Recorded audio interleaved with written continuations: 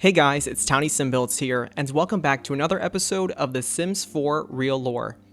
In this series, we explore interesting destinations from around the world, shrouded in history, mystery, and sometimes a little bit of spookiness. And as you can tell from the title of today's video, we are exploring the very mysterious case of La Pascualita. Now, as the title of today's video implies, La Pascualita has been in the center of quite a large debate. On one side, there are people who believe she is an embalmed corpse, and on the other side, people see her as a very realistic and detailed mannequin. Now, as a quick disclaimer for today's video, we will be covering corpses and the history of embalming. Apart from that, we will be exploring some of the paranormal and supernatural lore behind this mannequin, so please keep that in mind if you are a little bit uncomfortable with these topics. Now, today's tale takes us back to the year 1930 in the city of Chihuahua, Mexico. And the setting of our story is actually a small bridal shop by the name of La Popular. Now, this shop is owned by a woman named Pascuala Esparza, and the true story of La Pascualita actually centers around the fate of her daughter. Now, I do want to mention that unfortunately we don't really know what her daughter was named. That has been unfortunately lost to time, but for today's video I will be calling her Paulina.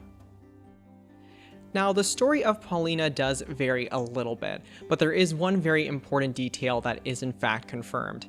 It is said that on the day of her wedding, unfortunately the young bride was actually bitten by a black widow spider, and due to the venom, she did in fact pass away not long after.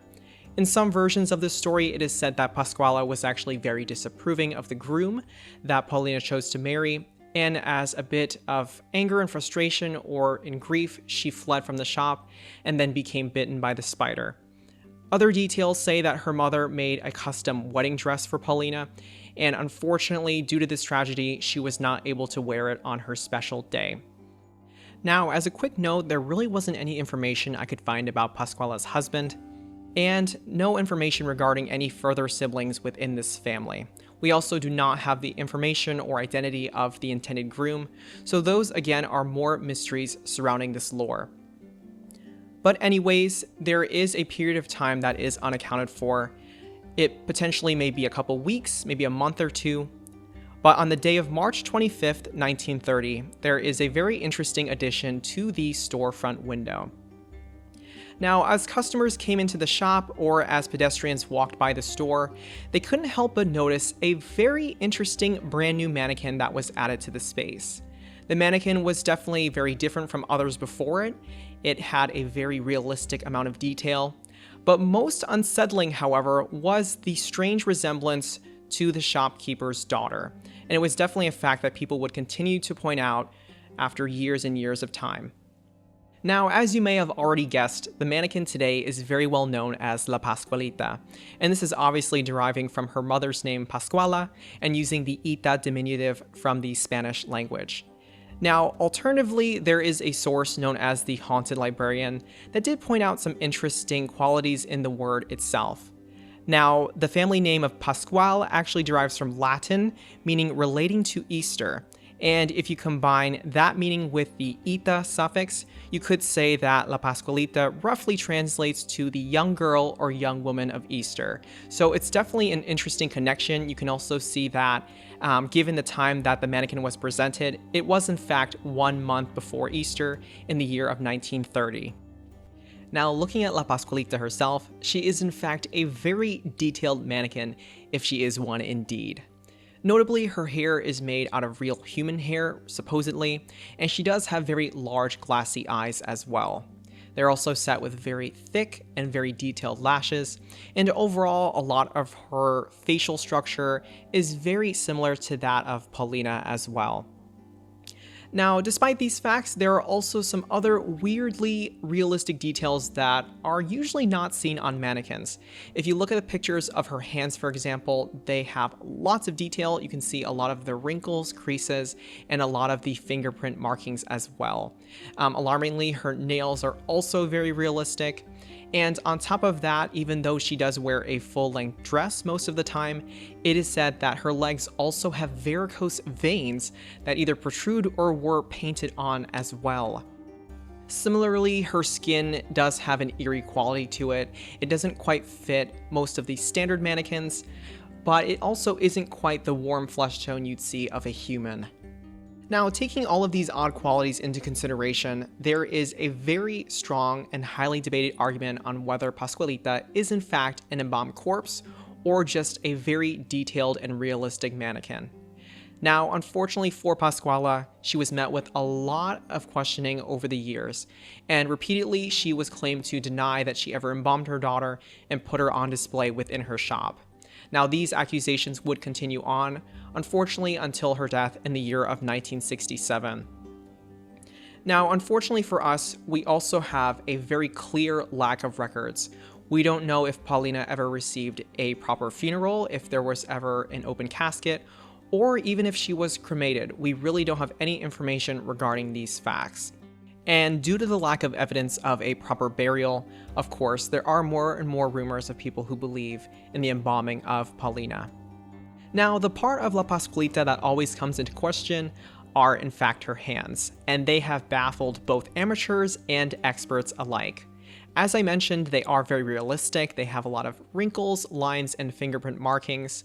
But most notably enough, however, is the strange discoloration. You can see a lot of darker gray tones, even perhaps purple tones, almost like bruising, that have seemed to occur. Some experts have even noted a lot of the skin kind of drying and peeling back, revealing more of the very realistic human-like nails as well. Now, besides this observation, many also theorize that the climate of Chihuahua itself is very conducive to preserving a body. Even though this area is quite hot, in terms of the humidity and moisture, it is very low. It's a very dry climate, and that could potentially sustain an embalmed corpse in the way that La Pascualita is. Now, as a little bit of history on embalming, this is certainly not a new process by any means, and has actually been in practice since ancient times. Likely the most prominent civilization that did practice this were in fact the ancient Egyptians. It is said that embalming actually occurred in many levels of society, from the pharaoh to the regular ordinary peasant. Normally this process would take about 2 to 3 months and involved a lot of different steps. It included removing the internal organs, placing the body in some sort of salt mixture, and further dehydrating in the sun as well. As many of you may know, honey was also a very large component of this process, particularly for its antibacterial properties. And, of course, by modern standards and by modern images of the mummy, the bodies were in fact wrapped in a series of different cloths, usually about 1,000 yards of cloth overall to completely cover the body and protect it.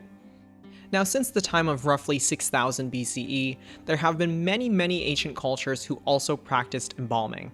These included the Ethiopians, who were actually very close geographically to the ancient Egyptians, but also the Babylonians, the Persians, the Syrians, and the Peruvians of South America. Now, of course, over time and over many centuries, there have been rapid advancements in medicine and understanding the body, hence leading to better embalming and preservation. With a lot of these advances, there were a lot of chemicals that were developed, including the use of formaldehyde, and also a process known as arterial injections that would essentially displace the blood from the body, taking the blood of the body out, and filling the body with other chemicals that could better help preserve it and protect against bacterial growth. Now, fast forwarding to modern times, if you do in fact research La Pascualita and the really large debate behind her, you will also find another name, and that is of course Vladimir Lenin. Now, I won't go into a lot of detail regarding him as a historical figure, but he was a very prominent Russian revolutionist, political theorist, and eventually became the first head of government for the Soviet Union. Now, interestingly enough, Lenin would actually pass away in the year of 1924, only 6 years prior to Paulina's death. Now, because of his prominence as a historical and political figure, his body was very quickly taken into embalming and preservation services. Currently, his body is on display in an area known as the Red Square, and he is encased in a large glass box, if you will. Unlike La Pascualita, Lenin actually has a very strong and devoted team of people working to preserve his body. Now, according to Scientific American, there is a group of 5 to 6 experts known as the Mausoleum Group. This group, mainly consisting of anatomists, biochemists, and surgeons, use a combination of developing and experimental procedures in order to properly preserve his body. Now, unfortunately, due to the fact that his body is several decades old, a lot of organic matter from his corpse has actually been lost, and hence replaced with more artificial materials, including wax and different plastics. Now, circling back to La Pascualita, it is possible that there are similar methods occurring in order to keep her well preserved. It could be that her corpse has become for lack of a better term, the skeleton or shell of the mannequin, with a lot of cosmetic work being done in order to preserve her appearance. So that could be the use of wax, plaster, or maybe even special paints and makeup to keep her looking the way she does even after all this time.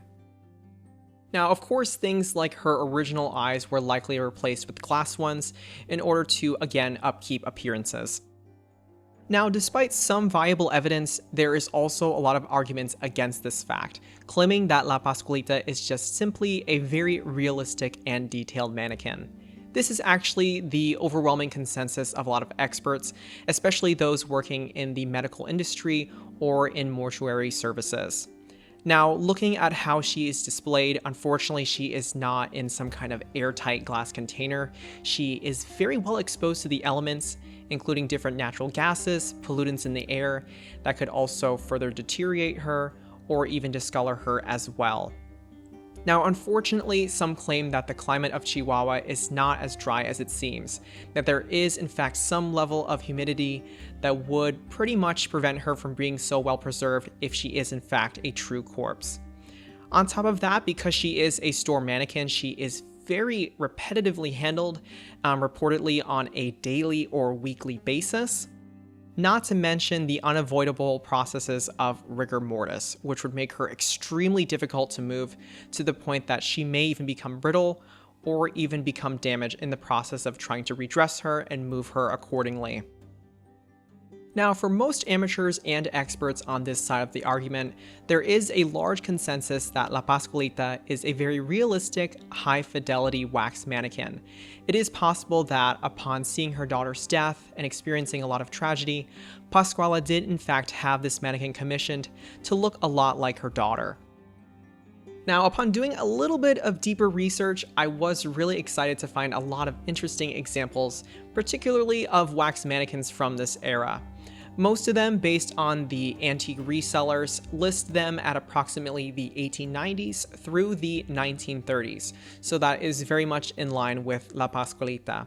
Now, these mannequins were mainly created in France, some of varying companies, but overall there are many features that are quite similar. Looking at the photos, you can in fact see some similarities between La Pascualita and these mannequins, mainly in the proportions and the material of the eyes, which are again very large and shiny. You can see a lot of the details in the lashes. A lot of the complexion is also very similar. It has a very matte but sort of lifelike quality. Even the proportions of the chin and lips, which aesthetically this could have been a beauty standard for the time, and I also see that replicated on La Pascualita as well. Additionally, I do see similarities in the nose shape and a lot of the upper jawlines, and even the hair is of a very similar style and has that same quality of realism about it. Now, despite these facts, unfortunately, a lot of these mannequins were originally made in France. So given the time period, given some of the transportation and communication methods at that time, logistically, I don't think Pascuala would be able to order a custom mannequin and have it made and delivered in such a quick amount of time. However, it is likely that she perhaps contacted some sort of craftsman or artisan in the local area and was in fact able to supply a photo of her daughter. This would of course allow the artisan or craftsman to make a mannequin that was very much in her same semblance and with a lot of those same realistic details.